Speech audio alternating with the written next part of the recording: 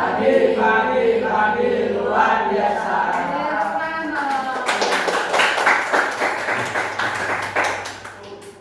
Terima kasih atas waktunya. Apa kabar buat hari ini? Kabarnya gimana? Baik. Pada selamat kan? Nah, pada pagi hari ini guru akan menjelaskan mengenai memulas karya fiksi. Sebelum guru menjelaskan materi, alangkah baiknya berdoa dulu ya. Berdoa dipimpin oleh ketua kelas. Siap, berdoa mulai. Amin. Selanjutnya guru absen dulu ya. Aisyah Lara. Baik. Materi pada pagi hari ini mengenai memulas karya fiksi. Nah, sebelumnya ada yang sudah tahu apa itu karya fiksi? Nama di siapa? Isyam. Karya fiksi apa sih? Karya fiksi pengertiannya? Fiksi. Karya yang tidak nyata.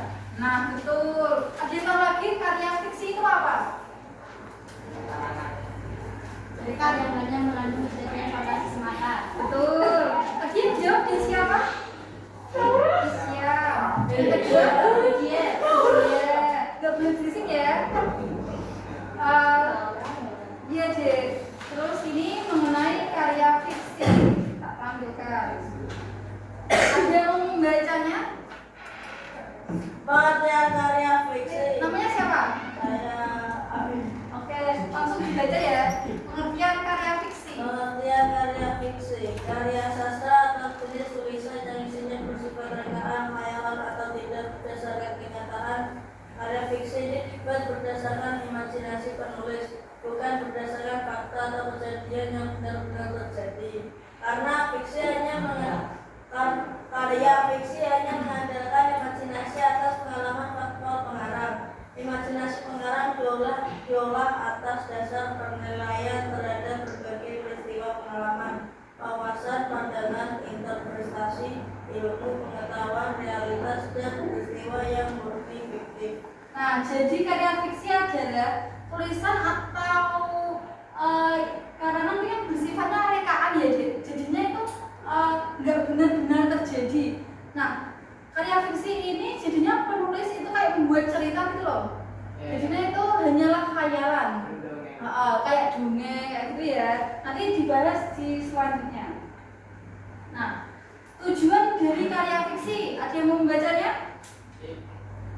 Ya, baca deh. Ya.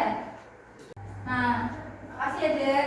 Tujuan dari karya fiksi itu adalah sebagai sarana kayak menghibur dan mengajak para pembaca itu seolah-olah masuk ke dunia nyata berdasarkan hasil tulisan penulisnya deh. Jadinya kamu itu terbawa suasana di dalam karya fiksi ini, gitu ya. Terus ciri-ciri cerita fiksi, ada yang membacanya? Oh iya, siapa? Ramka. Baca. Cerita fiksi murni tidak ada di dunia nyata, walaupun ada pasti banyak sifat atau kejadian yang dikarang oleh penulisnya. Makasih aja. Nah, begini aja cerita ciri-ciri dari cerita fiksi. Yang pertama itu imajinatif. Maksud imajinatif dia itu imajinasi penulis atau angan-angan penulis gitu ya. Terus memiliki alur cerita. Jadi cerita fiksi itu punya alur cerita.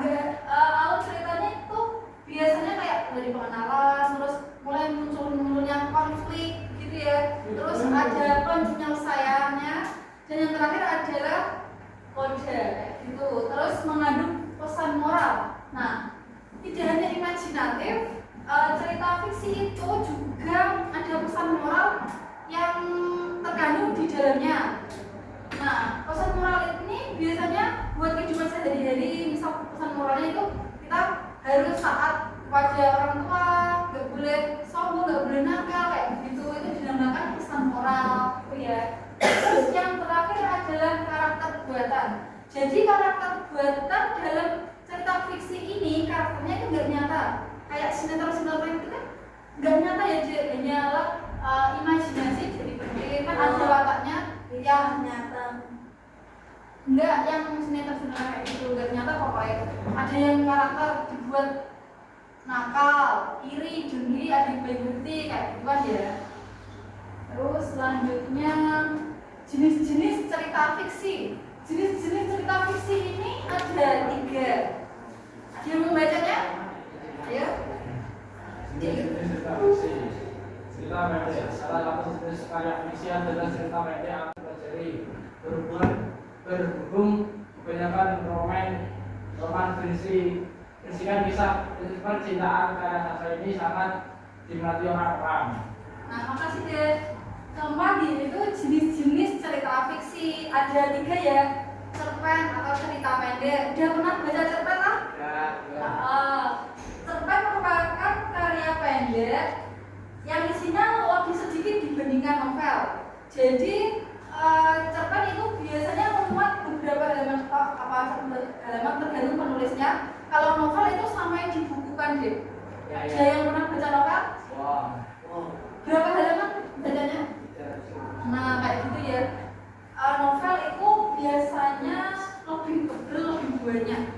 Misal biasanya itu novel-novel biasanya di televisi itu sering difilmkan deh. Kan misalkan kayak gitu difilmkan. Terus yang ketiga adalah roman. Roman merupakan karya fiksi yang di dalamnya lebih berisi kisah-kisah percintaan. Gitu ya. Nah, kelima unsur-unsur pada cerita fiksi ada 2, yaitu intrinsik dan ekstrinsik. Yang pertama unsur intrinsik, ada yang membacanya? Ayo, yang cakap, Mbak. Ya, langsung dibaca aja. Unsur intrinsik tema baca tokoh, alur, kata, dan peristiwa. Karakteristik teknik atau metode untuk mengekspresikan karakter. Selanjutnya ekstrinsik. Keadaan individu, keyakinan, adanya hidup adanya psikologi juga memahami karya sastra, baik tentang psikologi kognitif seperti ekonomi, politik maupun sosialisme, pandangan hidup masyarakat, dari karya seni lainnya yang saling berkaitan. Makasih deh. Nah, ini adalah unsur-unsur pada cerita fiksi, ada intrinsik dan ekstrinsik. Nah, sebelum ada tema atau alur cerita, nah ini unsur intrinsik itu unsur yang gimana sih? Sembilan cerita. Nah, betul. Kalau ekstrinsik, Wah. nah ya, ini itu dalam. Kalau ekstrinsik itu luar ya, Jid. Ya. Nah, unsur intrinsik yang pertama adalah tema. Tema merupakan gagasan pokok yang ada dalam cerita. Maksudnya tema ini intinya dalam cerita itu apa gitu ya. Terus tokoh merupakan pelaku dalam cerita tersebut gitu ya. Ketiga, alur cerita ini maksudnya jalan cerita yang ditampilkan oleh pengarang. Alur cerita itu biasanya alur maju, alur mundur. Nah, gitu ya, pintar. Terus konflik di sini maksudnya adalah mulai munculnya permasalahan. Terus klimaks. Nah, ketika konflik udah mencapai puncak itu namanya klimaks. Klimaks adalah kayak puncak tertinggi gitu loh. Iya, terus mulai memanas. Terus setting itu ada setting tempat, setting waktu, dan setting suasana. Kan biasanya kan ada cerita fiksi itu tempatnya di mana, waktunya kapan, suasananya itu gimana gitu ya. Terus intrinsik ada penokohan, perspektif, sudut pandang, cara pandang pengarang terhadap karya fiksi tersebut. Terus karakteristik teknik atau metode untuk mengekspresikan karakter.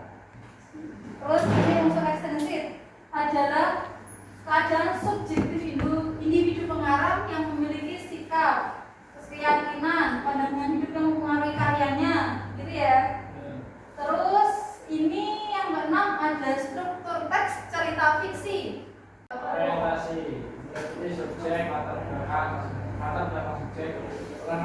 bahwa awalnya penjelasan tentang silakan komplikasi mulai munculnya konflik karena berbagai masalah yang muncul di bagian ini, dan komplikasi novel biasanya menjadi ditarik membaca evaluasi bagian dari teks novel yang berisi pemecahan suatu masalah atau pembalikan suatu pembahasan tentang perpecahannya.